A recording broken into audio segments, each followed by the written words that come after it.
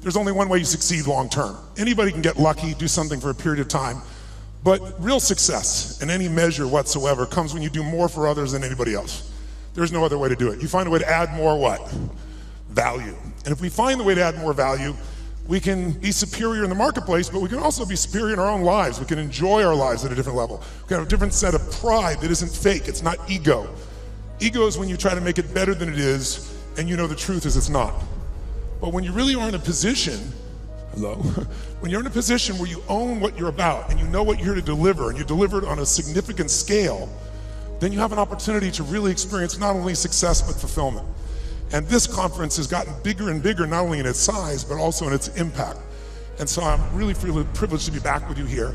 And I know you're working to raise 1 million meals, and I'm very, very into hunger, to say the least, primarily because I was so hungry at a stage of my life. And my life was completely changed because when I was 11 years old, we had no money and no food, and we'd gotten used to that, but it was Thanksgiving, which makes it more emotional. And my parents were saying and doing things that after you say them, you can never take them back. And it was very profoundly painful, obviously for myself as the oldest and trying to keep my brothers and sisters from hearing it. But it profoundly changed me because that day something changed my life, and it was somebody simply coming and delivering food. And it wasn't the person, wasn't giving it, it was a delivery guy. And it wasn't a happy moment for my father. It was interesting. My mom and dad are yelling at each other. My mom's saying things to my father, you haven't taken care of us. Pretty painful moment. And the door happens, and I go to open the door, and there's this tall guy standing there with these big bags of food, and on the ground beside him he had this pan with uncooked turkey. And he said, is your father here? And I said, just one moment. And I sprinted to get my dad, thinking this was gonna be the most euphoric moment you could possibly imagine. Like God had come by and surprised us, somebody cared about us, whatever you wanted to frame it.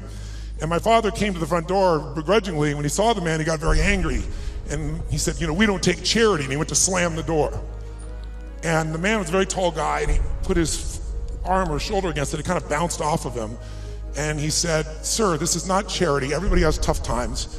And somebody knows you're in need, and they want you to have a beautiful Thanksgiving. Please accept this gift. My father got even more intense and started saying, I don't accept charity. And this time the man put his foot there and it bounced off of it. And then he said something to my father that I thought my father would hit him. He looked at my father and said, he looked at me in the background and said, don't let your family suffer because of your ego. It was intense words to say. My father didn't know what to do. He grabbed the food, he slammed it down and slammed the door. And I tell you the story because everything in our life is controlled by 3 decisions. And those 3 decisions I'd like you to look at today because I really want to deliver for you. I didn't come here to do a speech. I love Mark dearly. I really want to serve you, and you all are giving the greatest gift you have, your time. You can get your money back, but you can't get your time back. And so I really want to serve you. And I think one of the most powerful things we could do to serve you is have you become clear of what the controlling force is that's controlling the quality of your life. And you and I both know it's not the amount of money in your pocket. It's not who you know. It's not even what you've been through. It's really the decisions you make moment to moment about a couple of different things. And the 3 decisions I made in that moment that I'd like to pull your attention to just real quick are, in this moment you're making these 3 decisions, by the way. The first one is, what are you going to focus on?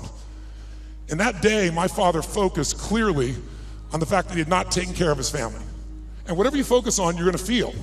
In fact, many of us in this room, who's ever focused on something, you were thinking something horrible was gonna happen, you experienced the pain of that failure or that challenge in your life, and then it never ever happened. Who's had this experience? Say, I. And if things aren't bad in your life, you can always think of shit that hasn't even happened yet and feel bad in advance. But many people do. Because whatever you focus on, you'll feel. Write it down. Focus equals feeling, because if you start to take control of your focus, you take control of your life. But that day he focused on the fact that clearly he had failed his family, and that was the meaning. The second decision you make is, what does it mean? As soon as you look at something, think about something, focus on it, you gotta decide, what does this mean? Is this the beginning or the end? Is this punishment and reward? Is God trying to hurt me or trying to challenge me? Or is this nothing to do with God? I was just being a lazy bastard. Right? The meanings we give to things control our life. If you think it's the end of a relationship, are you going to behave the same way as you think it's the beginning of a relationship? In the beginning of a relationship, when you're totally in love with someone, what will you do for them? Tell me, what will you do? Oh, come on, guys. What will you do when you're totally in love? Shout out, what will you do? What? What? Make the sound of what it's like when you're totally in love, out of your mind. Just go ahead and make that sound like a primal sound of what that feels like. Just go for it so we get some energy in this room. It's been a long time for some of you, I can see really clearly. Let's try this time. How about totally love and passionately desiring this person? Like you can't wait to touch them, make love to them, be with them. Make the sound of what that would be like. Go ahead, nice and loud, go ahead. So when you have the meaning that this is the beginning of the relationship and this person's the most incredible thing and you will do what for them? What will you do? Anything. What if you were that way with your client? What if you're that way with your internal customers? Because your partners, you go, well, we'd have real sexual problems with HR, that would be the real challenge. But if your commitment was the same, when you're in that place, you do anything in the beginning of a relationship. In the beginning of a relationship, if your partner said, would you take out the trash? What do you say? Take out the trash. Happily. But after about 7 days or 7 weeks or 7 months or 7 years or 70 years, one day someone said, would you take out the trash? You go, what do I look like, your janitor? You go, what happened to our passion? I'll give you a clue. If you want a relationship to last, if you think it's coming to the end, do what you did in the beginning and there won't be an end. Because when you think it's the beginning, you behave differently than the end. The meaning we associate to things controls our entire lives. It's not that your mother or father died that's giving you suffering. Certainly that's painful. It's the meaning you think it shouldn't have happened. When we take control of the meaning, it's the only thing we can control our lives. We can't control events. And we're living now where technology is happening so rapidly. It's magnificent what it does for our lives. But we all know with that technology, our psychology is not developing as rapidly. And as a result, the world's changing. And there are a lot of us that have learned to engage with technology and use it to maximize, most people in this room. But there's lots of people who use technology to disengage, to be harmful to themselves and to other people. It's not a one-way street. So I'm interested in how to maximize the psychology side, and that's why I'm sharing this with you, so you can increase both your leadership skill. But who do you have to lead first to be effective, my friends? Who? Yourself. And so good to see. What's controlling you? Well, what I'm focusing on is controlling me. You can focus on something and make yourself crazy. You can focus on something and make yourself great. In this moment, you could be worried about Ebola, because we all know it's coming. People are freaked out all over the world. 36,000 people die a year of flu, and the whole world is focused on Ebola. Because the news is not designed to inform you, it is designed to startle you. Because that's how you sell things. So if you let someone else take control of your focus, your life will be in someone else's hands. So first decision is what you're gonna focus, second meaning. My father that day focused on he hadn't taken care of his family, and the meaning was, I know what it was because he said it out loud, that I'm worthless. And when you come up with a meaning, it produces an emotion. And if you and I wanna look at the quality of our life, there's only a way to define it. One way really, that's real. How do you feel every day? If every day of your life you got $1 billion and every day you feel guilty, or angry. By the way, nothing worse than an angry rich man or woman, isn't there? You just want to slap them, don't you? How do you have the right to be angry? But they find a way. But if you got $1 billion and you're angry and you're pissed off and you're guilty all the time, what is the quality of your life? Angry, pissed off, and guilty. If you have nothing, I live in Fiji a portion of the time. I have a home there and a resort there and kind of 2 families of villages there that I interact with the last 25 years. And when you go to Fiji and you walk down the street or you drive by, people jump up and they yell, "Bula, bula, bula," which means welcome, be happy, we love you. And you drive by 5 minutes later and they jump up, "Bula, bula, bula." And you're going like, what drugs are they taking? No one's paying them. But they're so happy. They're in such a different state. They've learned to focus on something else and come up with a different meaning for life. But if the meaning is it's the end, if the meaning is that you're dissing me, if the meaning is you don't care, whatever meaning we come up with, that affects the third decision, which is what am I gonna do? And what people do is based on the meaning, since the meaning creates emotion, right? You can be miserable no matter what you have, and you can be euphoric having nothing. We all know it's true. In fact, is it possible to learn to let, for example, all hell could be breaking loose around you, and you could just be sitting in a chair in this centered space, all hell breaking loose, and you could still feel great? Is that possible? Yes or no? Yes or no? Sure, but you and I live in a Western culture. Well, if you sit and bliss out, people come and take your furniture. So we have to be good at not only controlling the internal world, but our external world. And that's shaped by what we do. And what people do is based on their emotions and also their role models. So I thank you, Mark, and I thank all of you that are role models for people, where you show people that success does not mean taking, that success can mean truly growing and giving. That money, resources, and opportunity are things to be shared. They're things that are tools for a quality of life that you're able to enhance for people and for yourself and your family. Pretty beautiful thing. My father that day decided what to do was, if I failed and I've been worthless to my family, I must leave. And he did. And to me, it was the worst day of my life. I'll never forget it. I loved him more than anything. I had 4 fathers. He's the one I finally got attached to. I was like, Mom, I'm confused. But then finally, years later, I got the benefit of it, because out of all those experiences and all that pain, that day I made 3 different decisions. First decision is I just decided to focus on something different than him, and that's the power we have. We get to decide what to focus on, and my decision number 1 is I want to focus on the fact there's food. What a concept. Pretty cool. But the most powerful thing to change my life was meaning. I said, what does this mean? Because my father had always said, my mother had always said, nobody gives a shit. Nobody cares. Don't care about anybody, they don't care about you. And that day I had physical evidence. Those you bringing food, I want you to know that's not just food. That's called love for someone. That's called hope for someone. That's called surprise for someone. And that day for me, I went, strangers care. And so I started caring about strangers. And I decided someday I'm gonna do the same. So when I was 17, I fed 2 families. It was like one of the most incredible experiences of my life. I went to the grocery store, I was all excited, saved up all my money, went to the manager and said, I want to feed 2 families, this is what I'm doing, it's not for me, give me a discount. And he gave me 10%, and I thought, cheap bastard. But I went out and I delivered this food, and ironically, I called this church and I asked in the barrio, a particular place, where are some families in need? They gave me 2 names. I put on t-shirt and jeans. I wasn't going to be acknowledged. I also didn't want someone to be insulted because I saw what happened to my father. And I wrote a note, said, this is a note from a friend. And I said, I just want you to know, we know you're having difficult times, everyone does at times. And I want you to have a beautiful Thanksgiving, and please feel loved, take care of your family, and someday, if you can, do well enough to do this for one other family and pass it on. But love a friend. And I had it written in Spanish as well. And I'll never forget, first place I pull up, this rotten old van, stick shift van, that I borrowed from a buddy of mine, with all these bags of food. And I went into this place and got out, pulled up this little tiny building, really tiny, knocked on the door, and when I knocked on the door, this little woman opened the door. It was probably half my size, which is not hard, I'm 6'7", so she's like 5'2", and she looked up at me like this, and she saw the groceries, and she screamed. And she started grabbing my head and pulled it down and kissing me. I was like, no, no, no, delivery boy, delivery boy. And she goes, no, God gift, God gift, God gift. And she didn't speak English, so I handed her the note. She read the note, she crying again, started trying to kiss me again. I said, no, no. She goes, God gift, God gift. So I pointed, where do I put this? In this tiny little room, there's a table there, I put the food down, and I went over to get some more groceries. And when I did, 4 children come running out. And one hits my leg and wouldn't let go. And when they saw the pumpkin pie, it was over. And it was one of the most emotional experiences of my life, because first of all, this little boy just wouldn't let go. And I delivered this food, and this woman was crying and smiling. And I stayed there just to take it in for a few minutes, seeing them all.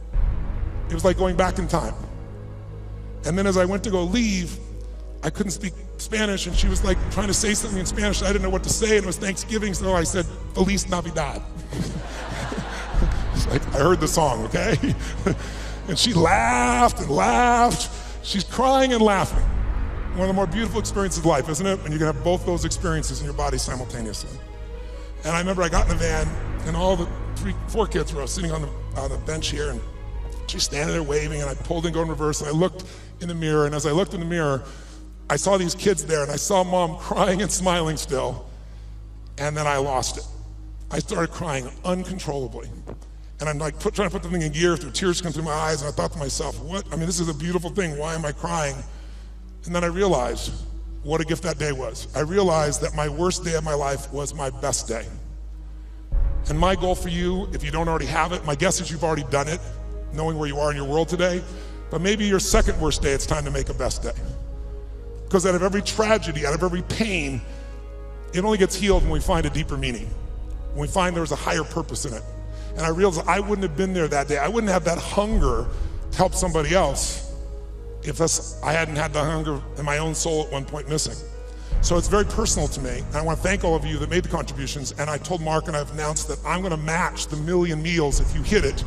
And I'm sure as hell expecting that you will. And so we'll get 2 million. And when I told that, then Mark said, I'll match that. Like these lead to nights like this, lead to love like ours, you like the song. So Mark's matched it, so if you do the 1 million, we're gonna do 3 million here. So that's the way to play the game, I think, just raise the game together. And so I'm excited about what that possibility is. And I'm personally also, November 18th, I'm gonna feed 50 million people. I've fed 42 million in my life. And the reason I tell you this, and I'll get off the soapbox, but I want you to just think about what's gonna create meaning for you. Because money by itself won't do it. But impact will. And impact can be with your own child, spending more time with it. It doesn't have to be anything to do with contribution any other way. You can contribute to your own family. But contribution is what makes us feel fully alive. And I'm doing that because, I don't know if you're aware of it, but a year ago, last summer, Congress cut the budget for what was traditionally called food stamps by $8.7 billion. By the way, $8.7 billion is the equivalent of every family they support going without food for 1 week a month for 12 months out of the year. And all the nonprofits are trying to support that. So I'm partnering with Feeding America, and I started writing this book, and I thought, I'm gonna donate all the profits of the book. I'll feed 10 million people. And then I was like, that's not enough. And I thought, well, I'll get matching donations. And I'll raise the bar, I'll get 20 million. And as time has gone by, I finally decided I'm gonna do 50 million myself, and I'm looking to raise 100 million, and that's in addition to the million I'm doing here. That's not part of it. So if you want help, you're welcome to, and Feeding America is my partner, and we're working for matching funds to get to 100 million people. I'm already to 67 million just with some friends of mine before we even launch it. But it's a goal, and why do we do it? I don't ask you to do it because it's heavy or something else. I do it because you can. Do it because it's fun. Do it because research shows when it comes to money, buying things will never make you happy. Never. Doesn't mean you shouldn't have some nice things. I have some nice things, I'm sure you do too. But it's not gonna give you happiness. Buying experiences can make you happy, by the way. People who say money doesn't matter, they don't know where to shop. Because there's some experiences you can buy that are extraordinary. Who's got some experiences, some trips, some things you've done with family or friends that will live with you for years? Who knows what I'm talking about here, right? Those things, that money can be a really valuable tool there.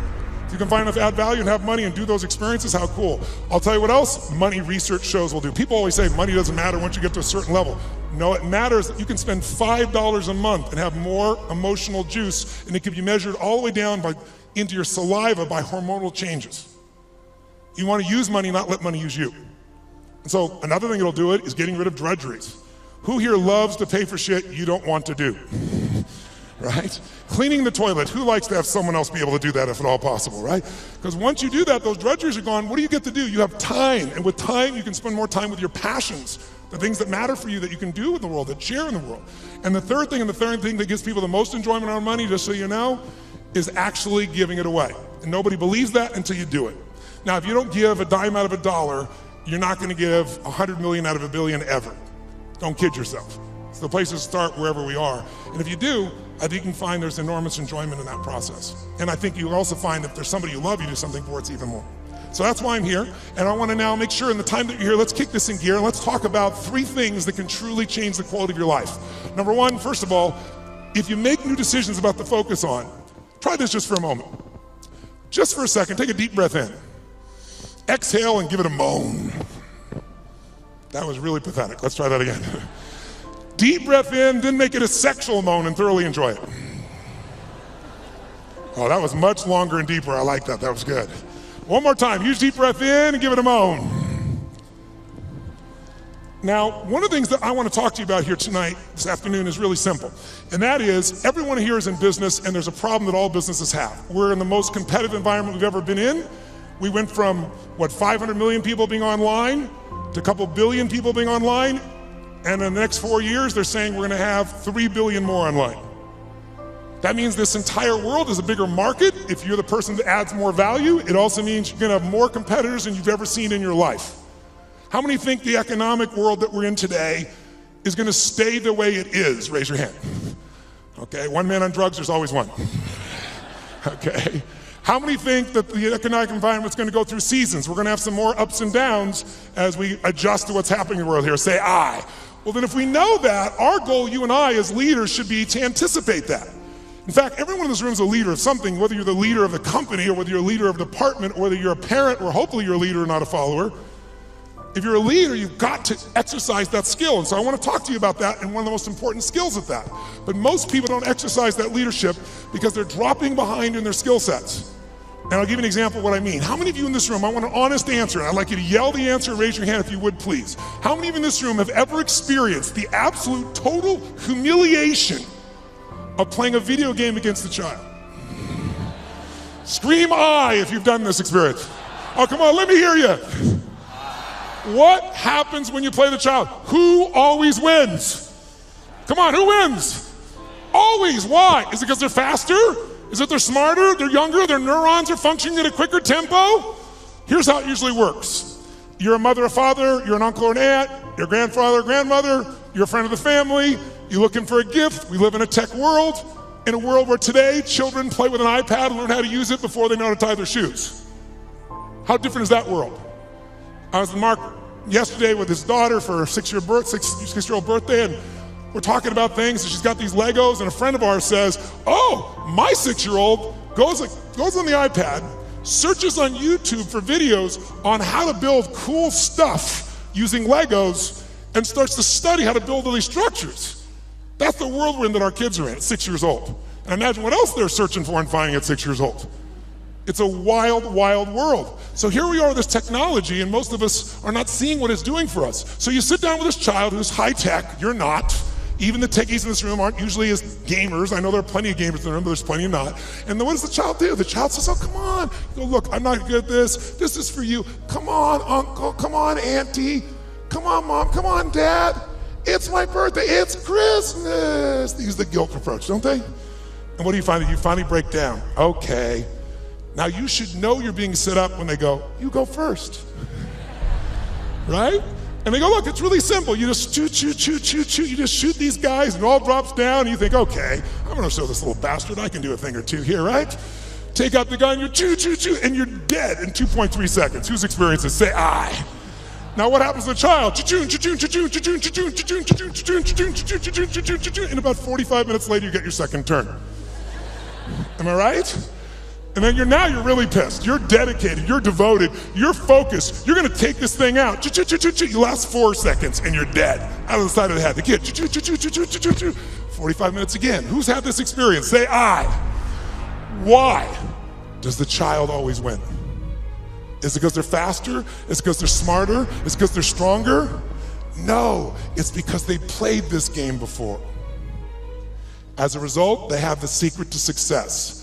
They know the road ahead. And if you know the road ahead, you have an incredible power called anticipation. Anticipation is the ultimate advantage. See, winners, leaders anticipate, losers react.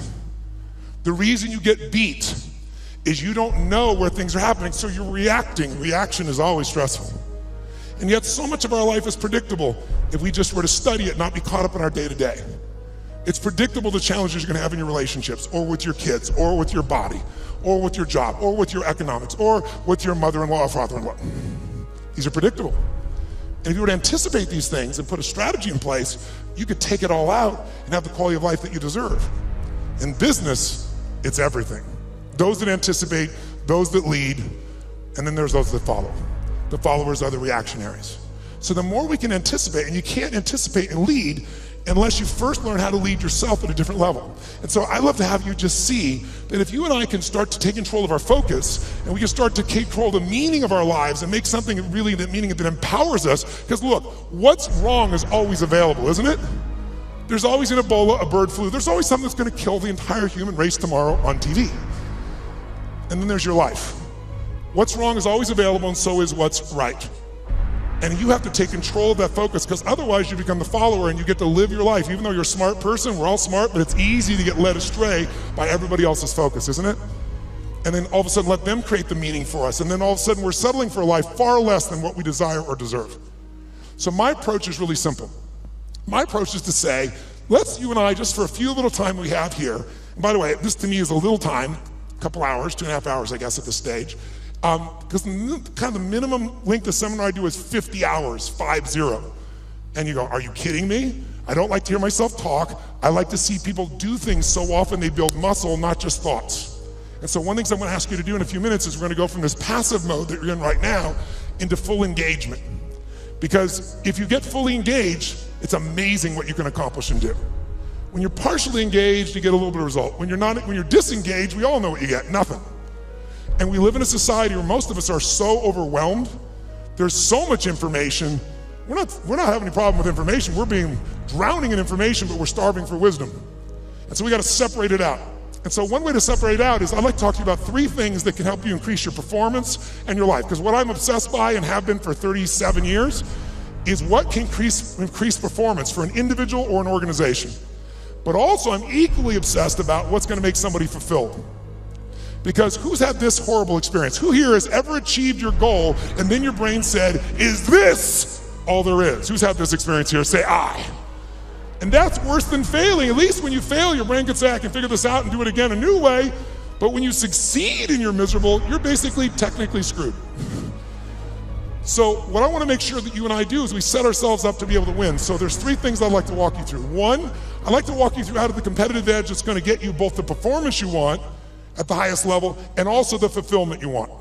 Because if you want to know my view, I can tell you there's 2 master lessons in life. Lesson 1 is the science of achievement. If you want an extraordinary life, if you want a magnificent life, which by my definition has nothing to do with me, it's life on your terms.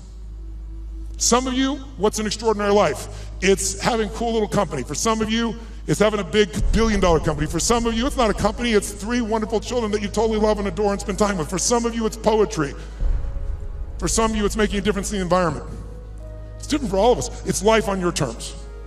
But if you're gonna have an extraordinary life, you need to master, number 1, the science of achievement, which most of you are damn good at or you wouldn't be in this room, right? You know how to go from where you are, have a vision, make it real. Speeding that up, that's my business. And when Mark talked about, he actually showed me the other day, we were together a couple days ago, and he showed me the very first day he did his V2 Mom, which is really a simple way of saying, what do you really want? What's your vision? And your values is, why do you want it? And walking through the obstacles and the solutions, strategies to get where you want to go. And he showed me on the back of an American Express bill where they designed on the very first day, Salesforce. And there you see that day where he engaged. He engaged in his vision instead of settling for a life that someone else had designed. He had a great life, extraordinary life. Top guy at Oracle, working for one of the most brilliant people on the face of the earth. Can you imagine how hard it would be to leave there and start something from scratch? But he had something larger that he wanted. So how do you do that? How do you get yourself there? You gotta understand the science of achievement. But I know so many people I get the call from, most successful in the world, business person, politician, leader of some sort, economic leader, financial trader, and they call me up and they want me to change something in their business, but I know what they really want. They really want to find fulfillment still. Because success without fulfillment is the ultimate failure. Who's with me on this? Right? You make everybody else feel great. I mean, it's a horrible example, I hate it, but we all know an extraordinary spirit that took his own life just recently, probably lit up more human beings than almost anybody alive when it comes to humor and joy. He made everybody else feel happy but himself. It's sad. You don't want that to be you. If there's any gift he can give besides his joy, is the evidence of what you don't want to move towards. Nobody in this room is going to move towards that, but we do it at a little level. We die a little bit along the way by giving up what we really desire and believe in. And my goal is to make sure to see if we can wake that up. So, and by the way, fulfillment is as unique as there are people. Achievement, there's laws, right? You do this, money, there are laws. Your body, there's laws. We all have biochemical, special, unique identities, but there's certain fundamentals. If you do them in mass, you're going to be overweight. If you do them differently, you're going to be fit and strong. Same thing with money. But fulfillment is as unique as art. Art is what one person thinks is beautiful, somebody else can think is ugly, and that's perfectly fine. Have you ever gone to an art museum and you see this big red square and they go, $10 million, you go, you gotta be kidding me. $10 million for that freaking square? I'll draw you a square. But someone else, no, look at the texture, the taste, the flavor, I can taste the paint from here. They have a different way of being fulfilled, right? So those are the 2 kind of lessons of life. So this is what I'd like to do to help you with both those today, if you want to play with me. Number 1, let's take a look at what will give you the edge. Who's up for having a competitive edge in anything you do? Say I. And it's not BS and it's not positive thinking, it's something you can test, because the edge is what's going to get more out of you. Second, I'd like to show you how to create a breakthrough. Who here has an area of your life where there's something you've struggled with for a while, and you're sick of struggling with it, and you're sick of making excuses, and you want to actually change it today? Who's got one of those in your life? Say I. If you want to play full out, I can show you that. And the third element really affects the other 2, and it's really the one that affects business and life, and that's the power of engagement. All of these are tied to engagement. And I'll tell you what triggered me on this, is thinking about how could I add the most value here. And engagement is one of those, new flash words in the corporate culture we all hear about, oh, full engagement, partial engagement. But it's really true, engagement plays such a huge role, and some of the studies that are out right now are mind-boggling. Have you seen the recent studies they've done? 142 countries asking workers around the world How would you describe yourself? Fully engaged, partially engaged, disengaged, aggressively disengaged? And guess what they found out? Throw it up there. Around the world, in 142 countries, they found out that 13% of employees worldwide said they were actually engaged in their work. Now, for us in this room, you'd say that's absurd, there's something wrong with the survey. Well, you'd be right. In a room like this, it's full engagement, or at least a lot fuller engagement. America has the highest engagement of any country in the world, it's 29%, which sounds so much better when you hear 13. Like, so which would you rather have, a punch in the face or a kick in the stomach? But let's flip that around and say, what does that really mean? It means 71% of people are disengaged at work in the richest, most powerful, most influential country in the world. It's mind-boggling. Now, if it was only one study, you'd say, oh, it was a partial, but you can see study after study coming up with similar numbers, slightly off, but pretty much the same ratios. Now, here's what's really interesting. Of those 71%, there's a group in there, about 24% of them, that are actively disengaged. You know what that means? That means they hate what they do and they hate you. Now, this is pretty important, isn't it? They hate what they do, they hate you, and they will actively work to disempower the organization. Who has ever bumped into one of these humans? Raise your hand, say I. Okay, so when you bump into these humans, it's not usually a pleasant experience, and we all know they're out there. And by the way, how much damage can they do in a world that has, social media everywhere, where good news travels fast and bad news travels faster, and people don't care what the truth is afterwards. It's a cool story, it makes it go. So this is an area that if you're gonna change your business, you gotta make a difference. So here's what I'm looking at. What makes the difference in people? What makes the difference in an organization? And I would submit to you that it isn't getting a head start. You can find individuals who you give everything to. You can love on them, give them a great education, they get a great economic background, and can spend the rest of their life going in and out of rehab. Who's seen this before, knows what I'm talking about? Say I. On the other hand, you see people that life's kicked in the face, somebody's been abused mentally, emotionally, physically, you name it, and they become the Oprahs of the world. So it's certainly not, advantage does not come because you were given something. And by the way, in business, advantage doesn't come because you have most resources. Companies with most resources don't win. The most resourceful companies win. The most resourceful companies are the ones where employees are the most engaged. And it's statistically proven. You look around and you say, who had the lead? Well, before YouTube, there was Vimeo. They had a year jump. Pretty much the same technology, just didn't engage as many people. Before Google, there was, what happened, Yahoo? If you're out there, what the hell happened to you people? Right? Before Facebook, there was, what happened to MySpace? Facebook was more engaging. Engagement is really the new factor. Being able to be fully engaged. And by the way, in your intimate relationship, how important is engagement? Some guys go, very important, I want to put it off as long as I can. No, I don't mean that. Full engagement in that area is going to determine the level of fulfillment you have or don't have in a relationship, right? The more engaged somebody feels that you are with them, the more energy you have, the more connection you have, the more aliveness you have. So part of what I'd like to experiment with here is kind of discover what creates engagement for real with you, what creates disengagement, because these are huge factors. Because if you understand what they are, your level of performance, your level of results, your level of leadership, your level of joy will change very, very radically. Who's with me that engagement is not just a term, but something that can make a difference in your body? Let me see a show of hands, say I. Now, I'm asking if your hand raised for some engagement. Because here's what research shows. If you listen to me passively as I'm talking here, guess what? Within a month, if you just listen, sit passively, which most of you are doing, and there's nothing wrong with this, what you've been doing your whole life, what you've been taught to do, you'll remember about 10% of what I say 2 months from now, which basically means you wasted your time today and I wasted mine. 10%. How many came here because you want to learn something, do something, change something, make something stronger or better? Say I. If that's true, then if all you do is take notes, which I don't see anyone barely doing, thank you very much, a few of you. I stand corrected. Then nudge the people on either side. What's wrong with you, bitch? Come on, where's the notes? Right? Because I don't know anybody who's got that great a memory. In my entire life, I've kept journals. Because here's what I learned early on. Writing it down, if I never look back and read it again, the physical act of writing it down drives the grooves deeper. Repetition is the mother of skill. You look at anyone who's masterful, why are they masterful? Why can LeBron James do what he can do? Because he's done it a few million times, right? Kobe will go out and make 300 shots before he will leave that floor every day. 300 shots. The same freaking activity. Most people in tech world, oh, I heard that story, I know that thing, oh yeah.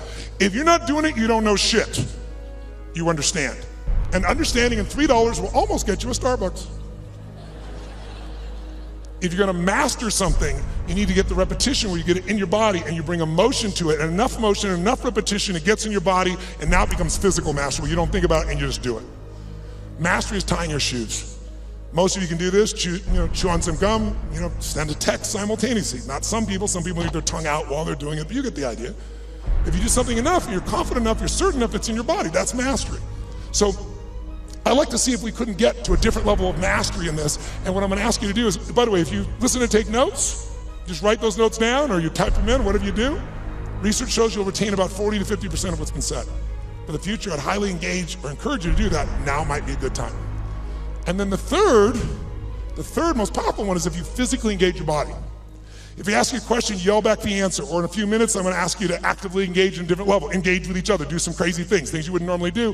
What that does, it brings up engagement, 80, 90% retention, because now it's not just a thought or a right, it's a feeling in your body as well. And if you do that, you're gonna retain it. Who's up for doing more and holding on to more? Say I. Then to do that, I'm gonna ask a couple things. One is if I ask you a question, please yell out the answer. You're already doing that, you're being very kind, but don't be kind anymore. Do it with more passion and intensity. Because I'm not gonna ask you questions you don't know the answer to, because I want you to feel good about yourself. But if you yell out the answer, you'll activate your body's nervous system. Make sense? And the more you activate, the more energy you'll have. We live in a passive society, and if we're gonna engage, by the way, the companies that engage, the companies that have records of 24 at the top 25% in the country, highest levels of engagement of employees, companies like Google, companies like Salesforce, companies like Apple, companies like Facebook. And by the way, guess what all the research shows? 22% more profitability, almost one for one. For every percentage of increased engagement, you almost get an increase of profitability. But I would argue you get that in your personal life as well. The more engaged you are, the more the other person will become engaged. You want to get somebody engaged? You get engaged. Think about it. Everyone in this room is a leader. What's our job to do as a leader? Our job is maximize resources, right? How do we take whatever resource and get more out of it? Ourselves, other people, our economics, our business, our technology. That's the job of a leader. But you can't maximize resources if you don't have full engagement. So I'd like to see if we could increase that. And so one simple way of doing that, increasing that engagement, is to start with us. Because by the way, are you going to engage other people if you're not engaged? Yes or no? Yes or no? Are you going to be able to touch other people if you're not touched? Are you going to move other people if you're not moved? And so, by the way, here's the problem. How many of you wake up, you have certain days you wake up and you think to yourself, today, I don't want to talk to any people. Who in this room has days like this where you don't want to talk to anybody here? Say I. Oh, come on, say it with some energy, I. But as a professional, you got to do that most times. And if you fake it, do people feel it? So I want to show you some ways to change it. But here's the reward of engagement. If you can become a person, engage others, you will now become an extraordinary leader, not a mediocre or good one. As far as I'm concerned, good is the enemy of great, as corny as it sounds. So think about it. I'll give you an example of this book that I did. I did this book because back in 2008, I felt like I was back in my childhood. Everybody around me was suffering. And I hate suffering. Most of the skills I develop is because I want to take somebody who's suffering and take them to a place where they have joy and aliveness and health and vitality and abundance or whatever I can do to help. And so I've got the guy that cuts my hair, my barber, is like, his kid can't go to college, he's lost half what he's got to do. A billionaire client of mine is no longer a billionaire, and he's feeling equally bad, he thinks, but suffering is suffering in somebody's mind, right? And so I thought to myself, something's got to be done. And like most of us, somebody's going to do something. In 2010, when things actually got worse and the system wasn't changed, I started reading everything I could read, started watching everything I could watch, and I watched a documentary called Inside Job. Anybody here see Inside Job? If you didn't see it, it was Matt Damon did the documentary on it, and it won the Academy Award. And it actually walked through systematically and showed how the entire world economic experience, our entire economy as a world, was almost destroyed by a few people, and they identified who they were, how they did it, they documented it all, and then they showed what happened to them. And what happened to them, does anybody know? No, not nothing. Nothing would have been a reward compared to what they should have got. They were actually put in charge of the turnaround. And they were given your money and mine. We were taxed so they could put their money back where it belonged. So at the end of this film, depending upon your personality, if you haven't seen it, I should warn you, you'll have one or two reactions. You'll either be very depressed or very pissed. I was on the piss side. I was so angry and I thought to myself, nothing's been done, this is insane. And something's got to be done. I thought, everybody says something can be done, but what can I do? And I thought, you know what? I've got access. For 21 years, most people think I'm the happy, bouncing around, positive thinking, screening guy on an infomercial from 20 years ago, but I have continued to grow. Not taller, hopefully. But in all that time, for 21 years, I've coached Paul Tudor Jones, who's one of the top 10 financial traders in the history of the world. He's a man who's made more money than almost anyone on earth, along with George Soros and a few other names you may know.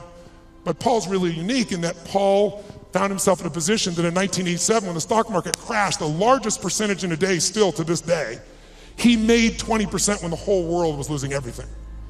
He made 200% that year for his clients. Just unbelievable.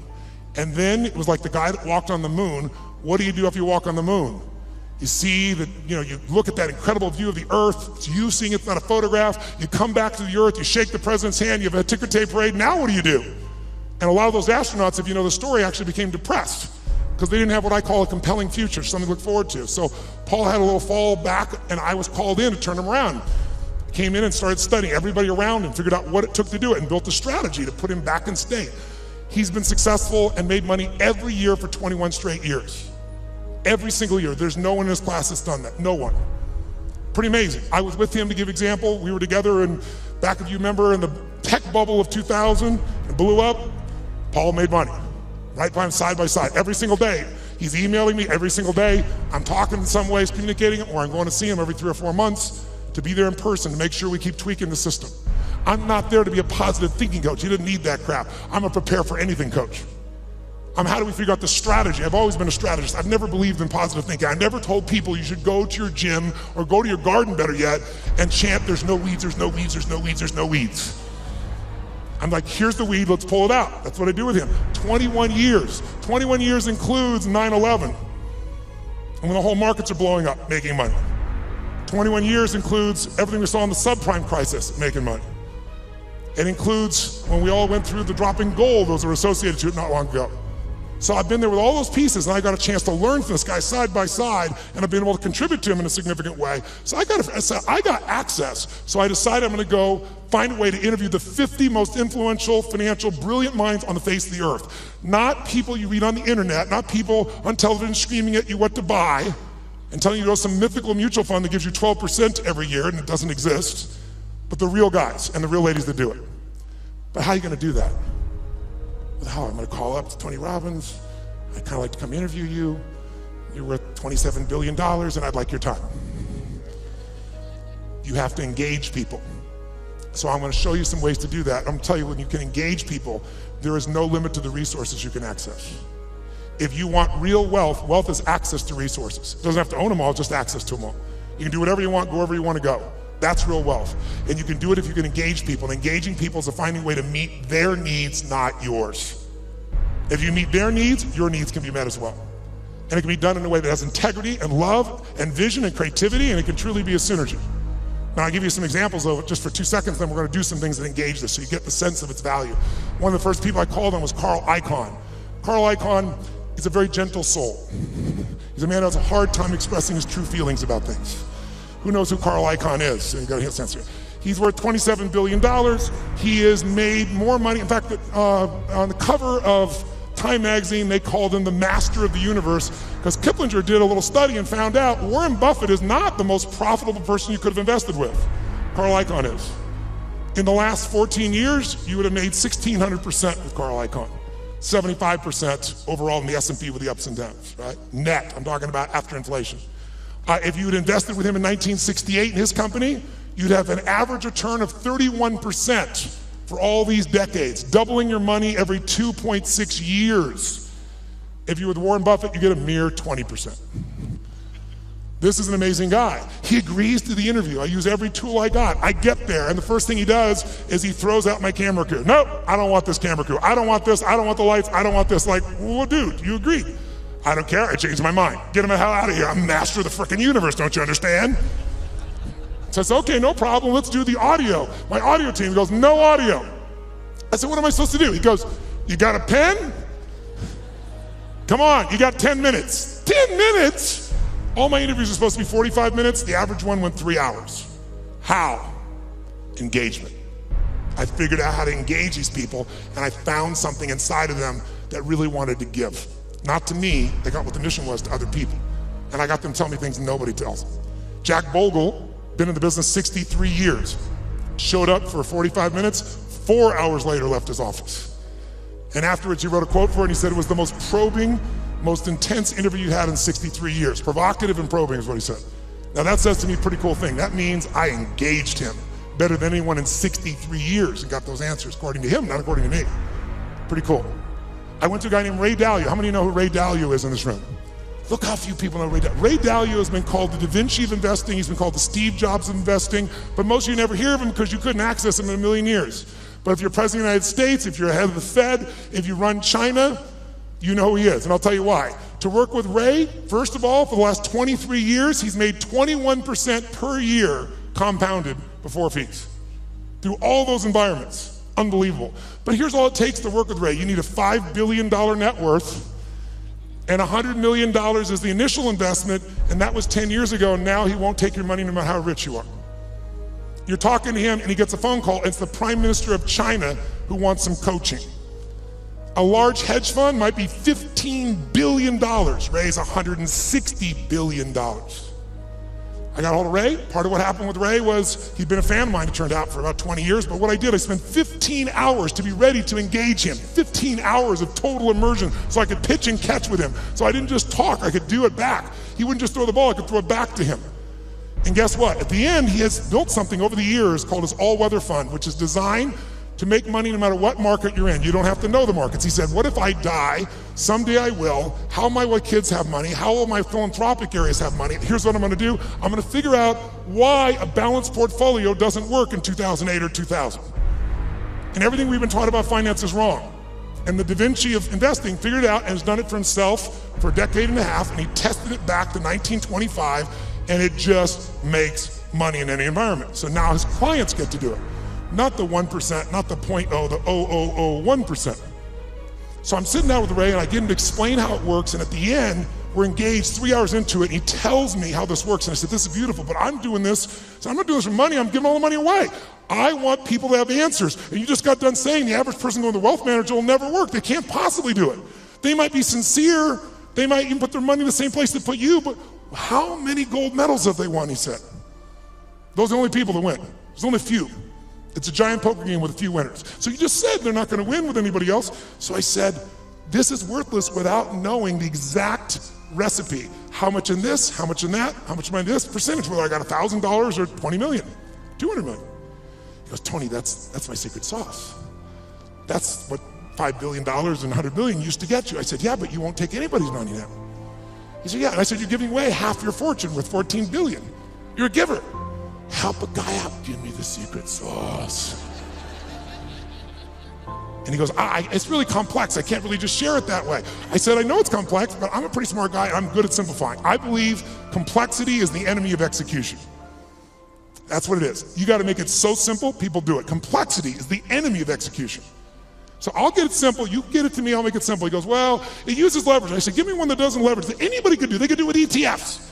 He goes, well, I don't know what that's gonna look like. It won't be perfect. I said, your worst plan is gonna be better than anybody else's best plan. And then he this moment of engagement, this magic moment, he opens up and he goes, okay. And I'm writing like crazy. I got the video camera going. I'm feeling this vibration in my body. I left so excited, knowing it was something special, but not knowing what it was. But that formula, I took it to Hightower, $30 billion asset company, said, test this, 30 years, 40 years, 75 years, how's this done? Over all that time period, in the last 30 years, it lost money 4 times.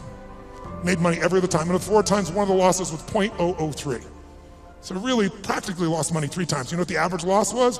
1.9%. But the average gain, just under 10, all in. The largest loss in 75 years, it's been right 85% of the time, the largest loss was 3.95, as that was 2008. Less than 4% when the rest of the world, from top to bottom, lost 51%. It's in my book, by the way. And so a bunch of my partners are like, hey, this is a business. Don't put that shit in the book. And I said, you know what, it is a great business. We can help people do it if they want to do it, but it wasn't offered in that spirit. So it's there. I tell you this because I want you to understand with engagement, you can get anything. But engagement, I want you to define it, I want you to experience it. And so what's the first thing that allows you to engage somebody? What's the number one thing? Right now, if I said to you, what is it? How many think Mark is a fairly engaging guy without blowing smoke? How many have to say this guy's pretty damn engaging? Say I. What makes him engaging? What makes somebody you find engaging? What makes them engaging to you? What is it about them? Think about it. Say it out loud. What makes somebody engaging? They're positive. What's that? Eye contact makes somebody engaging. She's talking about another level of engagement. I can feel it right now.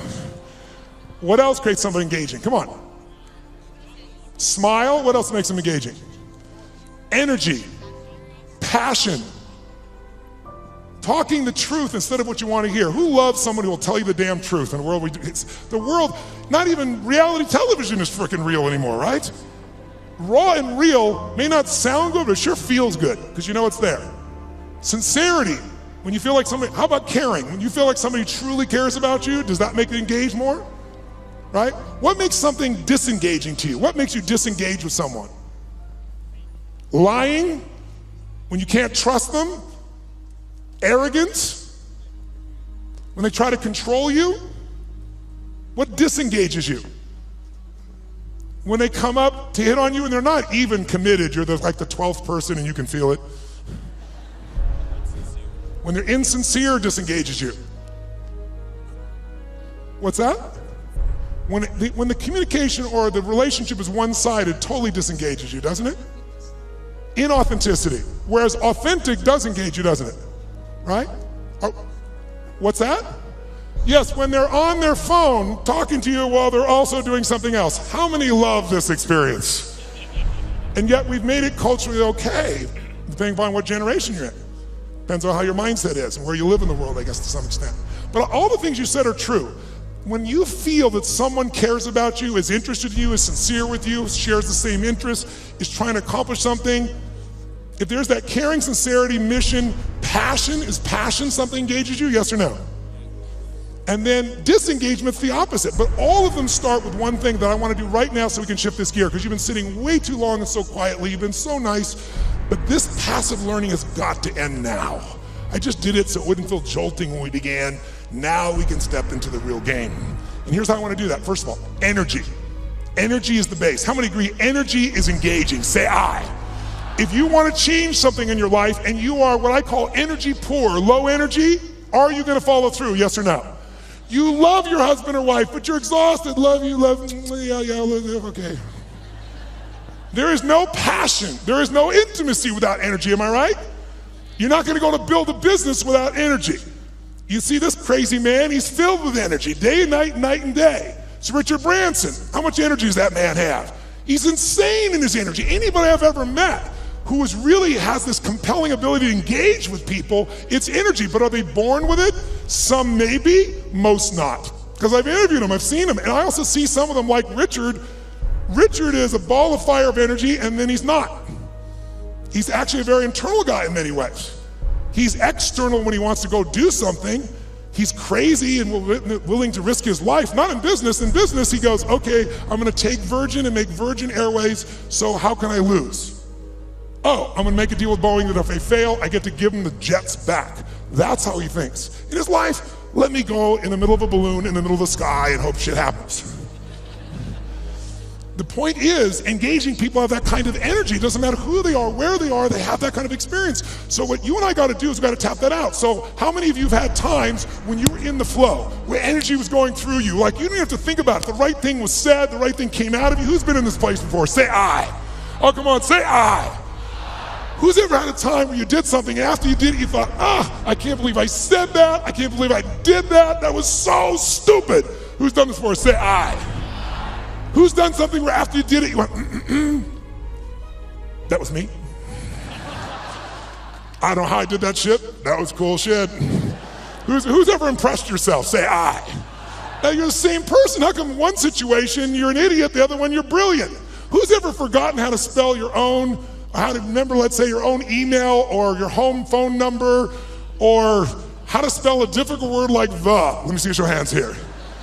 In fact, phone numbers is crazy now for most of us, right? Because now we have this outboard brain. If we lose this brain, we're screwed. I don't even know how to call my mom, for God's sakes, right? You don't know what to do when you don't have this thing. So the point of the matter is, if we increase the energy, it'll work. So now here's the thing, where does energy come from? Does energy come from sleep? Yes or no? Really? Who here has ever slept 8 hours and still been tired as shit? Let me see your hands right here. Okay, so that wasn't it, right? Is it food that gives you energy? Really? Really? Thanksgiving's coming.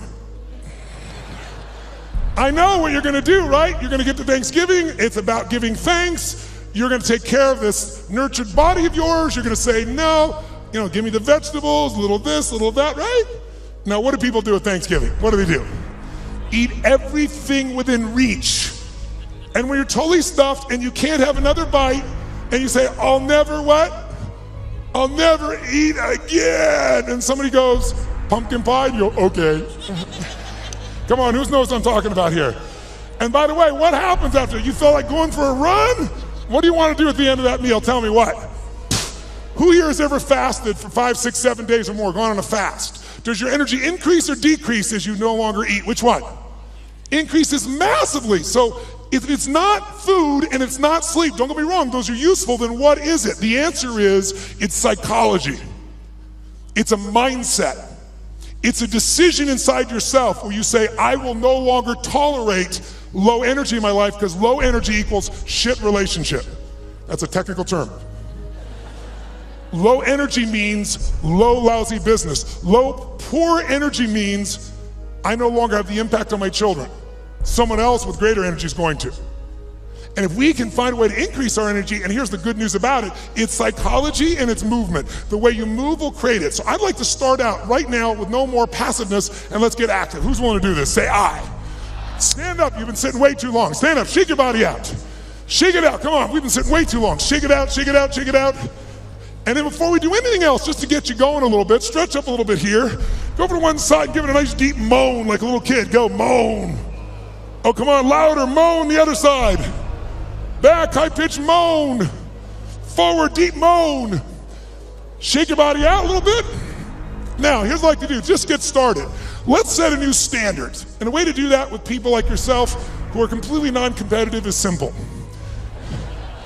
I want you to turn to someone next to you and I want you to point at them and go, I own you. Go ahead, try it. No, no, no. I mean, say like, I own you. Come on, do it again. I own you. That means I am challenging you, lazy, tired person. And here's what we're gonna do. Emotion, listen to me now. How many would like to have more joy in your life, more excitement, more passion, more aliveness? Who wants more of this stuff? Say I. Can you have everything in your life work out and still be in a lousy state? Can you achieve your goals and go, woohoo? In fact, in our society, it's almost encouraged, because if you do really well, who's ever lowered your enthusiasm about something you achieved because you didn't want to upset somebody else? Who's done this before? But by the way, it teaches your brain never to go for it, never to feel great. So the first thing I want you to do is really simple. I just want you to try not using your head, but just your body. And I just want you to just turn the person, point at him, go, I own you. Go ahead, I own you. Some of you have to join a group of 3. We're into that, go ahead. When I say now, I want you to literally try to outdo their body with energy. I want you to shake the building like you're celebrating the greatest sports victory of your life, like you had the greatest orgasm you've ever had, and you are like a little kid celebrating, not like a boring adult. Ready? Face the person, you're gonna outdo them for 30 seconds. 1, 2, 3, go, go, go!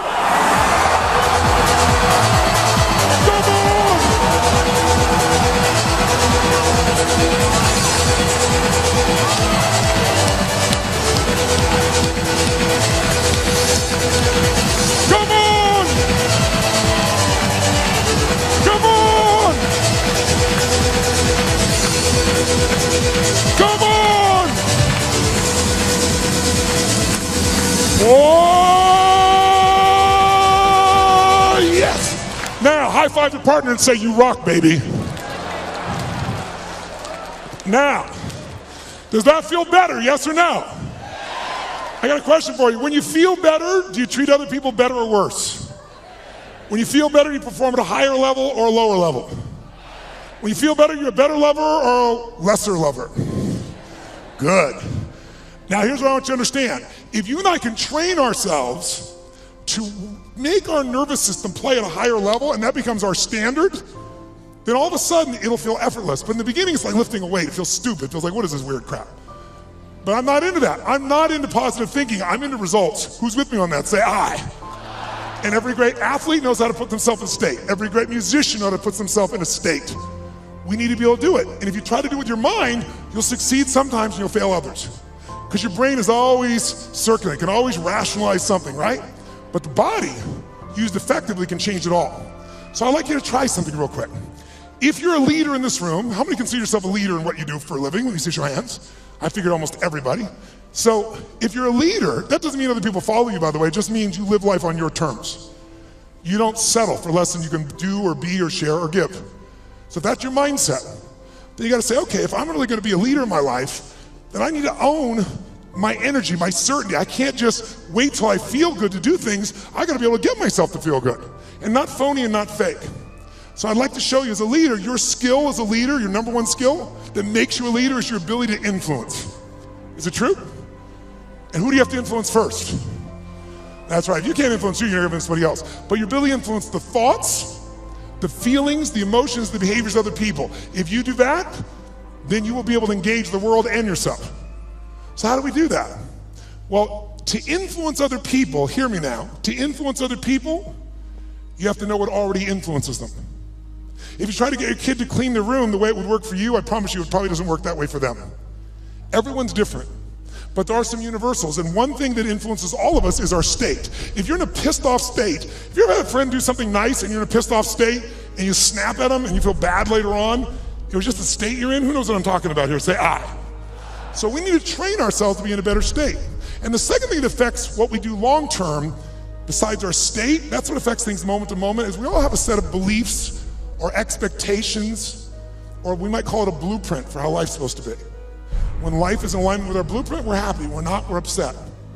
Sometimes there's nothing wrong with life, we just need to update our blueprint. So for this brief session, let's start with just changing our state, and let's learn something about how your brain blueprints things. So I want you to try something with me. Take your hands out like this, and when I say now, I want you to bring them together like this. When I say now. Thank you. All right, ready? Now. Ready? You can hear the entrepreneurs in the room. They're not waiting, baby. I'm going. I'm ready. I love it. Now. Ready? Now. Ready? Now. Keep your hands together. 32 years of research in 160 countries shows something really simple.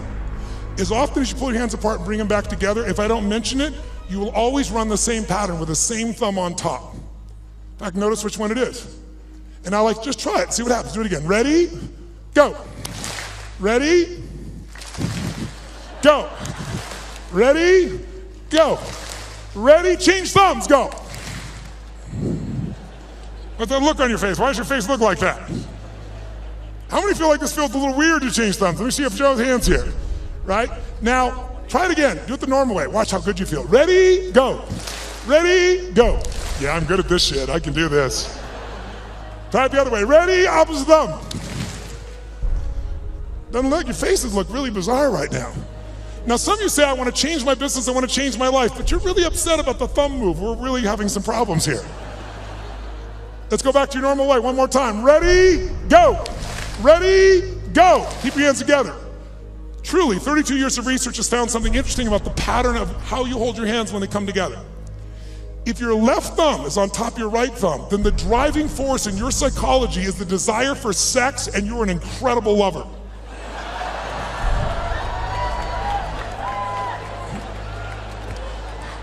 I saw that man change thumbs. I saw you change thumbs. Look at him try to show the one. Oh. However, if your right thumb is on top of your left thumb, then the driving force in your psychology is intelligence, and you will be absolutely financially free in your lifetime. Look at this poor bastard. He's having a thumb fight. Do I want the sex or the money? The sex or the money? If your thumbs just came together and you didn't cross, it means you think you're smart, sexy, and rich, but you will never be any of the three. I'm very sorry for you. This has nothing to do with anything, we're just engaging your body. So shake your body out, shake it out. And here's what we're gonna do right now. We're gonna go engage each other. How many believe that engagement makes a difference in the quality of your life? How many buy that? Say aye. How many think engagement makes a difference in how happy you are? Say aye. If you think engagement will affect your business, say aye. So then why don't you engage? The answer is you do. The question is what level? Right? We all engage. Do you engage at a low level, a deep level? Do you engage the mind? Do you engage your own mind and heart? Other people's mind and heart, or just their head? The people that engage the mind and heart, they have some extraordinary capacity. In fact, I'm going to show you something in a few minutes that I think you'll find very useful. Before we do it, let's just see the ways we can change our engagement. Most of us do this unconsciously. I want you to become aware of how you change your state of engagement. So when I say now, I'm going to ask you to walk around this room and introduce yourself to as many people as you can. I start most seminars this way because I want people to see something inside themselves they don't notice usually. And that is when you go to introduce yourself, though, I want you to do it in a very specific level of engagement. I want you to go up to people where you're really not wanting to engage, you're just doing it because you should and it's polite, but it kind of annoys you. Who knows what I'm talking about here? So when you walk up to them, I want you to literally walk up to them like you're doing this because you have to, but you really are annoyed by this. Like, this is a stupid exercise. Why should we have to do this shit this guy Robbins is saying? Why do I have to shake your hand? You don't say that, you just think it. What do you do when you're a little annoyed with your face? What do you do with your body when you're a little annoyed or a little frustrated or it's a waste of your time? What happens around your eyes? How do you walk to somebody when it's a waste of your time? How do you shake their hand? I want you to notice specifically while you do this, two things. One, how does it feel to be greeted that way? That'll be obvious.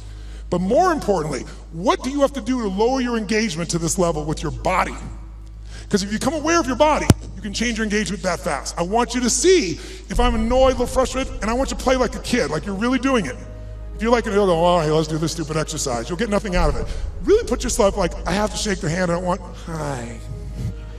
And just notice, what do you do with your face? What happens to the tension, your face, your breath, your neck, your shoulders, your hands, your voice? And I want you to get to as many people as you can over a minute and a half. Ready? Introduce to as many people, and it's a waste of your time. In fact, let me show you what it looks like before you do it so you're clear. Sir, you, come here, come here. What's your name? What? Louis? Get out of here. Give him a hand, it's Louis, ladies and gentlemen. It's Louis.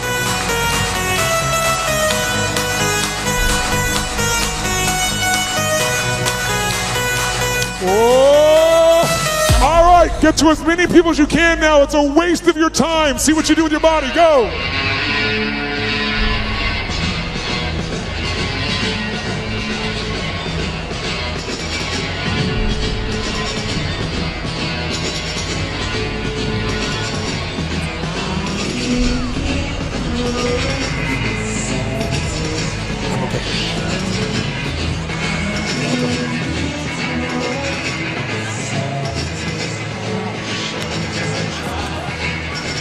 All right, stop.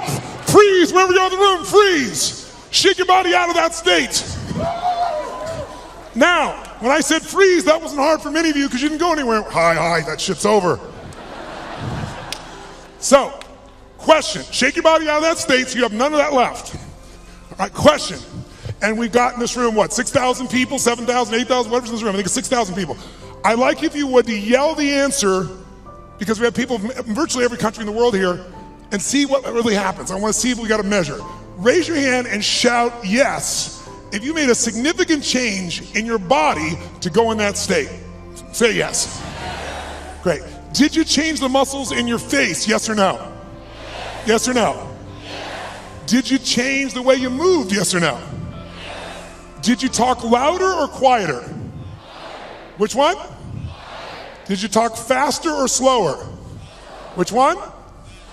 Did you go straight for him or did you hesitate? Which one? Now, by the way, I could go through 20 of these, and if you notice, every country in the world, I think, is represented in this room. Every belief system, every background, every sexual preference, every spiritual preference. Everyone in this room is different, comes from all kinds of places. Every one of you to feel this way are doing the same things. Because the one thing that's universal in engagement is if you engage your body one way, you're gonna feel like shit. Another way, you're gonna feel incredible. But if you're unaware of it, you let the environment control you. Become aware of it, you can take charge. Like knowing the buttons to your brain. How many follow? Say I. So that's what that one does. Now let's contrast it to a totally different state of engagement. Who's ever wanted to engage with somebody? A man, a woman, a person you wanted to employ, somebody, a client you wanted to gain, and you wanted to engage with them, but you were afraid they wouldn't engage with you fully. You're afraid they reject you, and that fear was really strong and held you back. Who's had this experience before? Say I. Good. If you don't raise your hand, you lie about other shit too, so I understand that. So here's what I'd like you to do. When I say now, I'm gonna ask you this time to greet people in a different level of engagement. I want you to greet them as if you're deathly afraid they're gonna reject you. But to do this, I want you to be like a little kid again. Because when adults, we're all achievers in this room, right? So we're not afraid. Fear is not a word for an achiever. We just get stressed. Stress, by the way, is the achiever word for fear. You go, no, I'm not scared. I just have to get these things done. I'm stressed out, all these things are done. Well, what if you don't get them done? I have to get them done, but what if you don't? Well, then the thing will fall apart. What if it falls apart? Well, then it'll fail. What if it fails? Then I'll be a failure. If I follow the trail of your stress, it will bring me to your deepest fear. So if you own your fear, you can figure out where it is and actually how to change it in seconds. And when fear is no longer around, fear is your only enemy. Because when fear's not there, nothing stops you. Who's with me on this? Say I. But we don't call it fear because that doesn't seem cool to us. We're all adults. But kids, will kids show their fear? Oh yeah. They'll do it, they'll make sounds, they'll do everything. So what I'd like you to do this time is when you greet somebody, I want you to exaggerate like you're deathly afraid, like, hi. How you doing?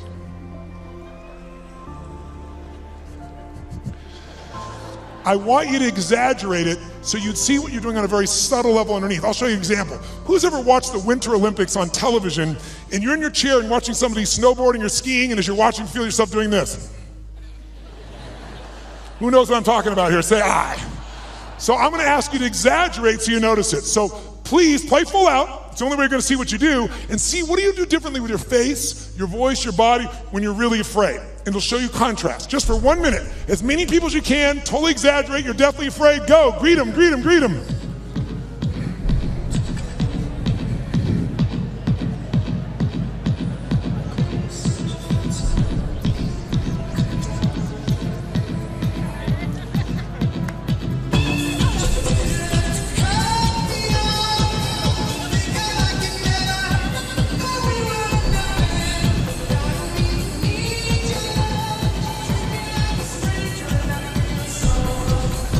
Okay, stop. Shake your body out, shake your body out. Now, nice and loud, did you use your body differently to go in this state, yes or no? Yes. Did you use the muscles in your face differently, yes or no, please? Yes. Say it again? Yes. Did you talk louder or quieter than you were annoyed? Which one? Faster or even slower? Did you go for them faster or hesitate even more? Yes, was there tension in your body? Where? Yes. Now notice, you're hearing the exact same answer from me. I didn't tell you to do that with your body. I told you to be afraid, but you did the same thing with your body. We're all unique, but you have this gift that our Creator's given us called the nervous system. Use it one way, you'll feel afraid. Use another way, you'll be annoyed. Use another way, you can feel incredible. So let's find that. Shake your body out one more time. Shake it out like a little kid. This time when you go to greet people though, how many of you in this room own your own business? Let me see your hands. Own your own company. Let me see your hands. How many of you are leaders in a company where you have to lead and influence significant numbers of people? Good. How many of you in this room are parents? Let me see your hands. Good. How many of you in this room have a relationship with a human? Let me see your hands. Then this shit will work for you. So here's what I want you to do. This time when you go to greet somebody, I want you to do this. I want you to greet them as if, whether or not they like you or not, in the first 3 to 5 seconds of meeting you, is going to determine whether or not they do business with you or not, which is going to determine whether or not your kids eat next week. Okay? By the way, human beings never judge another person in the first 3 to 5 seconds of meeting them, would they? Would they? So if they, and some of you don't have kids, so let's make the game more intense. If they don't like you in the first 3 to 5 seconds of meeting you, then everyone you care about dies like pigs in hell. That's all. That's all it is. Okay? That's how important. Let's see if you use your body differently if everyone you care about's on the line and they gotta like you in the first 3 to 5 seconds. Ready? Go, go, go.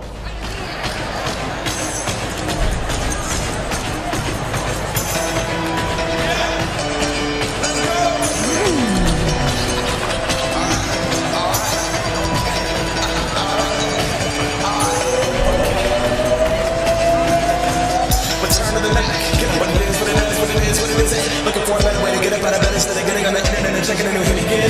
Fresh out of start walking, a little bit of elbow, a little bit of cautious. Somewhere between like Rocky and Cosby, swear to get no, y'all can't copy it. Bad moonwalking, and this here is a party. My classes been on Broadway, and we did it all way. Pro music, I shed my skin and put my bones into everything I record to it. And yet I'm all of that stage. Clapping now, clapping! That Bob Barker suit game, Plinko with my style. Money, stay on my craft and stick around for those pounds. Clapping now, clapping! On my town, trust me, on my INDEPENDENT shit hustler. Chasing dreams since I was 14 with the 4th track bustin'. Halfway across that city with Let me hear you clapping!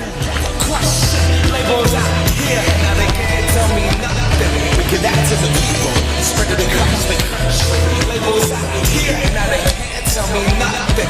We give it to the people, spread it across. Oh, make some noise! Let me hear you! Make some noise! Make some noise! Come on now, make some noise! Come on! Come on! Make some noise!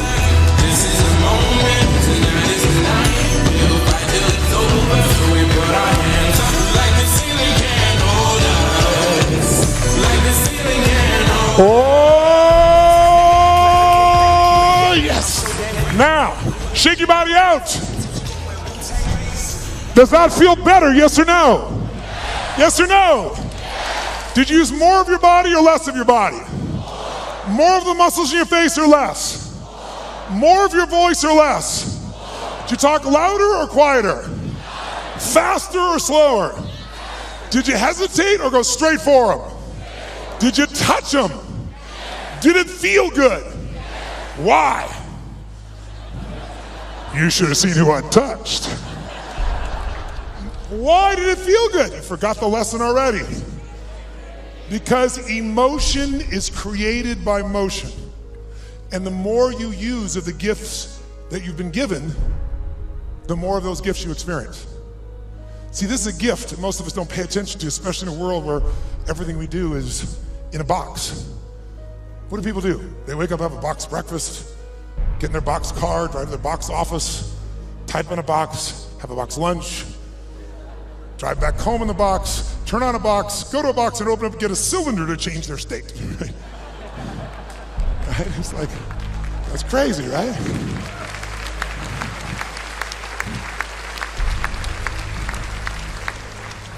But if you and I use our body differently, we're going to think and feel differently. Do you feel more engaged or less right now? Which one? Did you engage others more or less? Now, by the way, was that the best way you could greet someone? By the way, did it feel, first of all, did that feel good? Yes or no? Make some noise if you enjoyed that feeling. Come on, make some noise.